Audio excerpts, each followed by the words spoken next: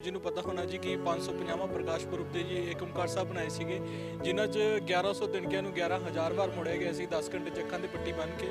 ਤੇ ਉਦੋਂ 550ਵਾਂ ਪ੍ਰਕਾਸ਼ ਪੁਰਬ ਅਸੀਂ ਮਨਾ ਰਹੇ ਸੀਗੇ ਤੇ ਉਹ ਫਿਲਹਾਲ ਏਕ ਓਮਕਾਰ ਸਾਹਿਬ ਸੁਲਤਾਨਪੁਰ ਲੋਧੀ ਬੇਰ ਸਾਹਿਬ ਸਮਰਪਿਤ ਕੀਤੇ ਸੀਗੇ, ਉੱਥੇ ਸੁਸ਼ੋਭਿਤ ਨੇ ਜੀ। ਮੈਨੂੰ ਨਾ ਜੀ ਘਾਹ ਦੇ ਜਿਹੜੇ ਤਿਨਕੇ ਆ ਆਪਣੇ ਬੋਡੀ ਦਾ ਇੱਕ ਪਾਰਟ ਲੱਗਦੇ ਨੇ ਕਿ ਮਹਿਸੂਸ ਹੁੰਦੇ ਨੇ ਕਿ ਮੈਂ ਕਿਸ ਤਿਨਕੇ ਨੂੰ ਕਿੱਧਰ ਨੂੰ ਬੈਂਡ ਕਰ ਰਿਹਾ ਹੈਗਾ, ਤਾਂ ਉਸ ਤਰੀਕੇ ਨਾਲ ਕਿ ਜਿਵੇਂ ਕਹਿ ਲਓ ਕਿ ਜੋ ਮੈਂ ਚੀਜ਼ ਕਲਾਕ੍ਰਿਤੀ ਬਣਾ ਰਿਹਾ ਹੈਗਾ ਉਹਦੀ ਇੱਕ ਕਲੀਅਰ ਛਵੀ ਮੇਰੇ ਕਹਿ ਲਓ ਮਨ ਦੇ ਅੰਦਰ ਬਣਦੀ ਹੁੰਦੀ ਹੈ।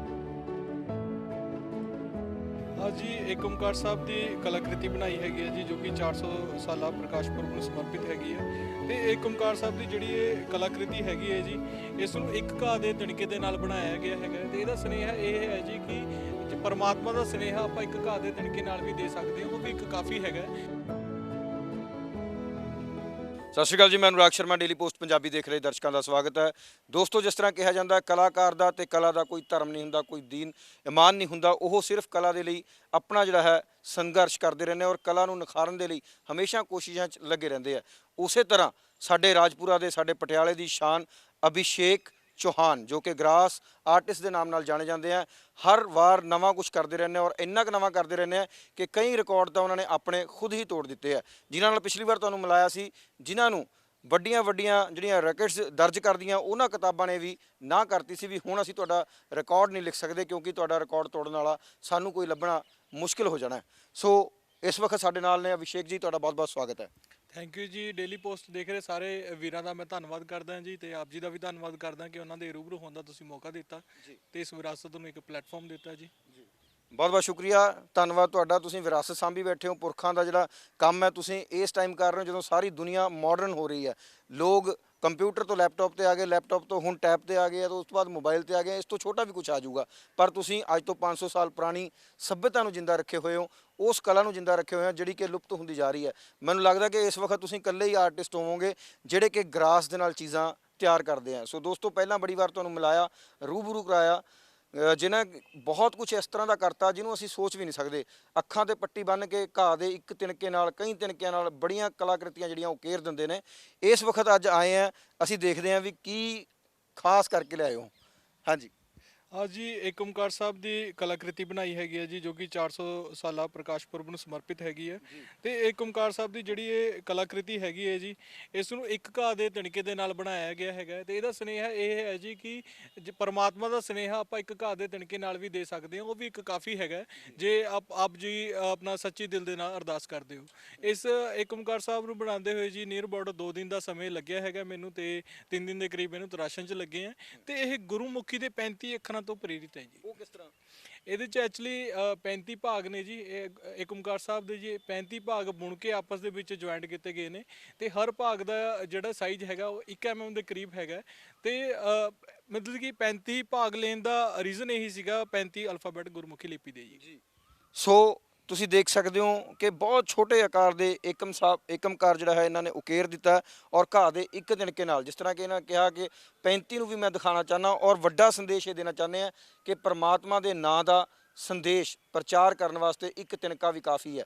ਕਹਿੰਦੇ ਡੂਬਤੇ ਕੋ ਤਿਣਕੇ ਦਾ ਸਹਾਰਾ, ਉਸੇ ਤਰ੍ਹਾਂ ਪਰਮਾਤਮਾ ਵੀ ਹਰੇਕ ਥਾਂ ਦੇ ਉੱਤੇ ਲੋਕਾਂ ਦਾ ਸਹਾਰਾ ਬਣਦੇ ਆ। ਸੋ ਬੜੀ ਅੱਛੀ ਕਲਾਕ੍ਰਿਤੀ ਤੁਸੀਂ ਦੇਖ ਸਕਦੇ ਹੋ, ਤਿਆਰ ਕੀਤੀ ਹੋਈ ਹੈ ਔਰ ਹਮੇਸ਼ਾ ਹੀ ਇਸ ਤਰ੍ਹਾਂ ਦੀਆਂ ਚੀਜ਼ਾਂ ਨੂੰ ਬਣਾਉਂਦੇ ਆ ਜਿਹਨੂੰ ਦੇਖ ਕੇ ਲੋਕ ਦੇਖਦੇ ਹੀ ਰਹਿ ਜਾਂਦੇ ਆ। ਸੋ ਅਸੀਂ ਵੀ ਦੇਖਦੇ ਦੇਖਦੇ ਦੰਗ ਰਹਿ ਜਾਂਦੇ ਆ। ਏਕ ਓਮਕਾਰ ਸਾਹਿਬ ਜਿਹੜੇ ਦੇਖੋ ਤੁਸੀਂ, ਇਹਦੇ ਵਿੱਚ ਕਿੰਨਾ ਕੁ ਟਾਈਮ ਤੁਸੀਂ ਦੱਸਿਆ ਕਿ 3 ਦਿਨ ਲੱਗ ਗਏ ਆ। ਕਿਹੜੀਆਂ ਦਿੱਕਤਾਂ ਦਾ ਸਾਹਮਣਾ? ਵੈਸੇ ਤੁਹਾਨੂੰ ਘੱਟ ਦਿੱਕਤਾਂ ਆਉਂਦੀਆਂ, ਪਰ ਫਿਰ ਵੀ ਮੈਂ ਪੁੱਛੂੰਗਾ ਕਿਉਂਕਿ ਜਦੋਂ ਕੋਈ ਨਵੀਂ ਚੀਜ਼, ਨਵੀਂ ਇਨਵੈਂਸ਼ਨ ਹੁੰਦੀ ਹੈ ਤੇ ਕੋਈ ਨਾ ਕੋਈ ਦਿੱਕਤ ਤਾਂ ਉਹਦੇ ਵਿੱਚ ਆਉਂਦੀ ਹੈ। ਕਿੰਨੀਆਂ ਕੁ ਦਿੱਕਤਾਂ ਆਈਆਂ ਤੇ ਕਿਸ ਤਰ੍ਹਾਂ ਫਿਰ ਤੁਹਾਡੇ ਮਨ 'ਚ ਆਈਡੀਆ ਆਇਆ ਤੇ ਕਿਸ ਤਰ੍ਹਾਂ ਫਿਰ ਉਹ ਘੇਰਿਆ ਗਿਆ? ਐਕਚੁਅਲੀ ਜੀ ਮੈਂ ਤੁਹਾਨੂੰ ਸਹੀ ਗੱਲ ਦੱਸਾਂ, ਪਿੱਛੇ ਜੀ ਆਪ ਜੀ ਨੂੰ ਪਤਾ ਹੋਣਾ ਜੀ ਕਿ 550ਵਾਂ ਪ੍ਰਕਾਸ਼ ਪੁਰਬ ਤੇ ਜੀ ਏਕ ਓਮਕਾਰ ਸਾਹਿਬ ਬਣਾਏ ਸੀਗੇ, ਜਿਨ੍ਹਾਂ 'ਚ 1100 ਤਿਨਕਿਆਂ ਨੂੰ 11,000 ਵਾਰ ਮੋੜਿਆ ਗਿਆ ਸੀ 10 ਘੰਟੇ ਚੱਖਾਂ ਦੀ ਪੱਟੀ ਬੰਨ੍ਹ ਕੇ। ਤੇ ਉਦੋਂ 550ਵਾਂ ਪ੍ਰਕਾਸ਼ ਪੁਰਬ ਅਸੀਂ ਮਨਾ ਰਹੇ ਸੀਗੇ, ਤੇ ਉਹ ਫਿਲਹਾਲ ਏਕ ਓਮਕਾਰ ਸਾਹਿਬ ਸੁਲਤਾਨਪੁਰ ਲੋਧੀ ਬੇਰ ਸਾਹਿਬ ਸਮਰਪਿਤ ਕੀਤੇ ਸੀਗੇ, ਉੱਥੇ ਸੁਸ਼ੋਭਿਤ ਨੇ ਜੀ। ਤੇ ਉਸ ਤੋਂ ਬਾਅਦ ਇਸ ਸਾਲ 400 ਸਾਲਾ ਪ੍ਰਕਾਸ਼ ਪੁਰਬ ਸਾਹਿਬ ਸ਼੍ਰੀ ਗੁਰੂ ਤੇਗ ਬਹਾਦਰ ਜੀ ਦਾ ਚੱਲ ਰਿਹਾ ਹੈਗਾ ਜੀ। ਤੇ ਉਹਨਾਂ ਕਰਕੇ ਹੀ ਮੈਂ ਇਹ ਛੋਟੀ ਕਲਾਕ੍ਰਿਤੀ ਬਣਾਈ ਬਣਾਈ ਹੈਗੀ ਹੈ ਏਕ ਓਮਕਾਰ ਸਾਹਿਬ ਦੀ, ਕਿਉਂਕਿ ਪਤਾ ਕੀ ਗੱਲ ਹੁੰਦੀ ਹੈ ਜੀ ਕਿ ਪਰਮਾਤਮਾ ਹਰ ਜਗ੍ਹਾ ਦਾ ਉਹਦਾ ਵਾਸ ਹੈਗਾ ਹੈ। ਪਰ ਆਪਾਂ ਕੋਸ਼ਿਸ਼ ਕਰੀਏ ਕਿ ਉਸ ਚੀਜ਼ ਨੂੰ ਪਹਿਚਾਣੀਏ, ਉਸ ਚੀਜ਼ ਦਾ ਜਿਹੜਾ ਆਕਲਨ ਹੈਗਾ ਉਸ ਚੀਜ਼ ਦਾ ਆਕਲਨ ਕਰੀਏ, ਕਿਉਂਕਿ ਆਪਾਂ ਦੇਖਦੇ ਹਾਂ ਘਾਹ ਦਾ ਤਿਨਕਾ, ਆਪਾਂ ਉਸ ਦੀ ਕੋਈ ਵੈਲਿਊ ਨਹੀਂ ਸਮਝਦੇ, ਬਟ ਉਸ ਨੂੰ ਕਲਾ ਦੇ ਨਾਲ ਕਲਾਕ੍ਰਿਤੀ ਪੇਸ਼ ਕਰਕੇ ਜੀ ਉਹਦਾ ਵੀ ਇੱਕ ਆਪਾਂ ਬਹੁਮੁੱਲੇ ਕਲਾਕ੍ਰਿਤੀ ਬਣਾ ਸਕਦੇ ਹਾਂ। ਜੀ ਉਦੇਸ਼ ਵੀ ਤੁਸੀਂ ਦੱਸਤਾ, ਤਰੀਕਾ ਵੀ ਦੱਸਤਾ, ਇਹ ਵੀ ਅੱਖਾਂ ਤੇ ਪੱਟੀ ਬੰਨ ਕੇ ਉਕੇਰਿਆ। ਐਕਚੁਅਲੀ ਜੀ ਏਕ ਓਮਕਾਰ ਸਾਹਿਬ ਦਾ ਜਿਹੜਾ ਕੁਛ ਪਾਰਟ ਹੈਗਾ ਹੈ, ਉਹ ਪੱਤਰਕਾਰਾਂ ਵੀਰਾਂ ਨਾਲ ਵਰਚੁਅਲ ਮੀਟਿੰਗ ਦੇ ਵਿੱਚ ਬਣਾਇਆ ਗਿਆ ਹੈਗਾ ਅੱਖਾਂ ਦੇ ਪੱਟੀ ਬਣ ਕੇ। ਬਾਕੀ ਜੋ ਏਕ ਓਮਕਾਰ ਸਾਹਿਬ ਹੈਗੇ ਨੇ ਉਹ ਪੂਰਾ ਦਾ ਪੂਰਾ ਜੀ ਦੇਖ ਕੇ ਬਣਾਏ ਹੋਏ ਨੇ। ਜੀ ਸਾਈਜ਼ ਬੜਾ ਛੋਟਾ ਹੈ। ਜਿਸ ਤਰ੍ਹਾਂ ਕਿ ਦੇਖ ਰਹੇ ਹਾਂ ਅਸੀਂ ਕਿ ਛੋਟੀ ਜਿਹੀ ਡੱਬੀ ਦੇ ਵਿੱਚ ਜਿਹਦੇ ਵਿੱਚ ਰਿੰਗ ਜਾਂ ਹੋਰ ਚੀਜ਼ਾਂ ਰੱਖੀ ਜਾਂਦੀਆਂ, ਤੇ ਕੀ ਮਤਲਬ ਕਿੰਨੀ ਕੁ ਟਾਈਮ ਲੱਗ ਜਾਂਦਾ, ਕਿੰਨੀ ਕੁ ਨਿਗਾਹ ਲੱਗ ਜਾਂਦੀ ਹੈ? ਕੋਈ ਲੈਂਸ ਦੇ ਨਾਲ ਯੂਜ਼ ਕਰਦੇ ਹੋ ਕਿ ਸਿੱਧਾ ਇਸੇ ਤਰ੍ਹਾਂ ਤਿਆਰ ਕਰ ਦਿੰਦੇ ਹੋ? ਨਹੀਂ ਜੀ, ਐਕਚੁਅਲੀ ਮੈਂ ਲੈਂਸ ਇਸਤੇਮਾਲ ਨਹੀਂ ਕਰਦਾ ਹੈਗਾ ਜੀ। ਐਕਚੁਅਲੀ ਇਹਦੇ 'ਚ ਕਹਿ ਲਓ ਕਿ ਇੱਕ ਜਿਹੜੀ ਮੇਰੀ ਸਮਰਨ ਸ਼ਕਤੀ ਹੈਗੀ ਆ ਉਹ ਕੰਮ ਕਰਦੀ ਹੈਗੀ ਹੈ ਕਿ ਕਿੱਧਰਲੇ ਪਾਸੇ ਮੈਂ ਕਿੰਨਾ ਕੁ ਉਹ ਚੀਜ਼ ਬੈਂਡ ਕੀਤੀ ਹੈਗੀ ਹੈ।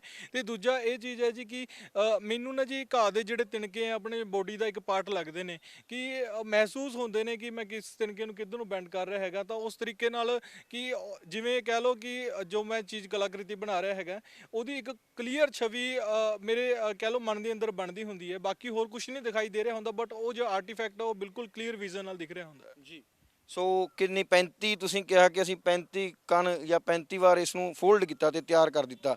ਸੋ ਜਿਸ ਤਰ੍ਹਾਂ ਤੁਸੀਂ ਦੱਸਿਆ ਕਿ ਹੁਣ ਤੱਕ ਘਾਹ ਤੁਹਾਨੂੰ ਆਪਣਾ ਸਰੀਰ ਦਾ ਹਿੱਸਾ ਲੱਗਣ ਲੱਗ ਗਿਆ, ਇਸ ਤੋਂ ਬਾਅਦ ਅੱਗੇ ਵੀ ਕੁਝ ਸੋਚ ਰਹੇ ਹੋ ਵੀ ਹੋਰ ਕੀ ਕਰਨਾ? ਜੀ ਬਿਲਕੁਲ ਜੀ, ਮੈਂ ਆਪ ਜੀ ਦੇ ਮਾਧਿਅਮ ਦੇ ਨਾਲ ਅਪੀਲ ਕਰਨਾ ਚਾਹਾਂਗਾ ਜੀ ਕਿ ਇੱਕ ਅਸੀਂ ਗੁਰਦੁਆਰਾ ਸਾਹਿਬ ਦਾ ਨਿਰਮਾਣ ਕਰਨਾ ਚਾਹੁੰਦੇ ਹੈਗੇ ਹਾਂ, ਕਿਉਂਕਿ ਬਾਬਾ ਨਾਨਕ ਦੇਵ ਜੀ ਨੇ ਕਿਹਾ ਸੀਗਾ ਕਿ ਕੁਦਰਤ ਵਿੱਚ ਰੱਬ ਵਸਦਾ। ਤਾਂ ਮੈਂ ਇੱਕ ਗੁਰਦੁਆਰਾ ਸਾਹਿਬ ਦਾ ਨਿਰਮਾਣ ਕਰਨਾ ਚਾਹੁੰਦਾ ਹੈਗਾ ਜਿਹੜੇ ਕਿ ਅੰਦਰ ਤੋਂ ਪੂਰੇ ਦੇ ਪੂਰੇ ਘਾਹ ਦੇ ਨਾਲ ਬਣੇ ਹੋਣਗੇ। ਜਿੰਨਾ ਵੀ ਇੰਟੀਰੀਅਰ ਹੋਊਗਾ, ਜਿਵੇਂ ਪਾਲਕੀ ਸਾਹਿਬ ਹੋ ਗਏ ਜੀ ਜਿੱਥੇ ਬਾਬਾ ਜੀ ਵਿਰਾਜਮਾਨ ਹੈਗੇ ਨੇ, ਉਹ ਸੇਜ ਹੋ ਗਈ, ਜਾਂ ਇਦਾਂ ਦਾ ਗੁਰਦੁਆਰਾ ਸਾਹਿਬ ਦਾ ਨਿਰਮਾਣ ਕਰਨਾ ਹੈਗਾ। ਕੋਈ ਵੀਰ ਅਗਰ ਉੱਥੇ ਅਰਦਾਸ ਕਰਨ ਆ ਰਿਹਾ ਹੈਗਾ ਤਾਂ ਉਹ 15 ਮਿੰਟ ਵਾਸਤੇ ਉੱਥੇ ਫ੍ਰੀਜ਼ ਹੋ ਜਾਵੇ, ਜਾਮ ਹੋ ਜਾਵੇ ਇੰਨੀ ਖੂਬਸੂਰਤੀ ਨੂੰ ਉਹਦੀ ਦੇਖ ਕੇ। ਜੀ ਬਿਲਕੁਲ ਹੋਏਗਾ ਜੀ, ਕਿਉਂਕਿ ਇੱਕ ਤਾਂ ਰੱਬ ਦਾ ਨਾਮ ਹੈ, ਪ੍ਰਮਾਤਮਾ ਦੇ ਨਾਮ ਨਾਲ ਜੁੜ ਜਾਂਦਾ ਜਦੋਂ ਕੋਈ ਬੰਦਾ ਇਸ ਤਰ੍ਹਾਂ ਦੀ ਕਿਸੇ ਇਮਾਰਤ ਦੇ ਵਿੱਚ ਜਾਂਦਾ ਜਿਹਨੂੰ ਗੁਰੂ ਘਰ ਕਹਿ ਦਈਏ।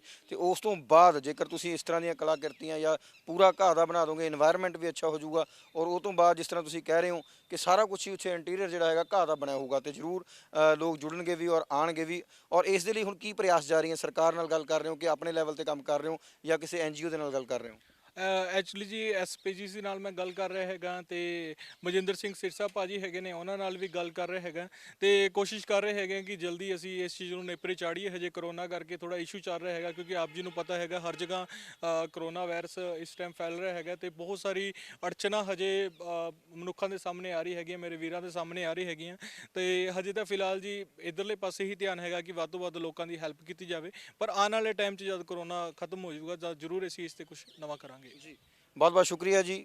ਔਰ ਅਸੀਂ ਵੀ ਉਮੀਦ ਕਰਦੇ ਹਾਂ ਜੋ ਤੁਸੀਂ ਸੋਚ ਰਹੇ ਹੋ, ਕਿਉਂਕਿ ਤੁਸੀਂ ਸਮਾਜ ਲਈ ਸੋਚਦੇ ਹੋ, ਕਲਾ ਲਈ ਸੋਚਦੇ ਹੋ, ਉਹ ਜਲਦ ਤੋਂ ਜਲਦ ਤੁਹਾਡੇ ਸੁਪਨੇ ਪੂਰੇ ਹੋਣ ਔਰ ਤੁਸੀਂ ਹਰ ਉਸ ਚੀਜ਼ ਨੂੰ ਬਣਾ ਸਕੋ ਜਿਹੜੀ ਤੁਸੀਂ ਚਾਹੁੰਦੇ ਹੋ।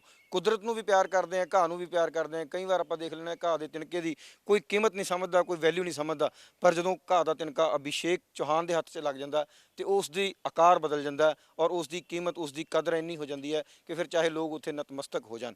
ਸੋ ਬਹੁਤ ਬਹੁਤ ਸ਼ੁਕਰੀਆ ਤੁਹਾਡਾ ਇਸ ਲਈ। ਕੈਮਰਾਮੈਨ ਸੰਦੀਪ ਸਿੰਘ ਦੇ ਨਾਲ ਅਨੁਰਾਗ ਸ਼ਰਮਾ, ਡੇਲੀ ਪੋਸਟ ਪੰਜਾਬੀ ਲਈ, ਪਟਿਆਲਾ ਤੋਂ।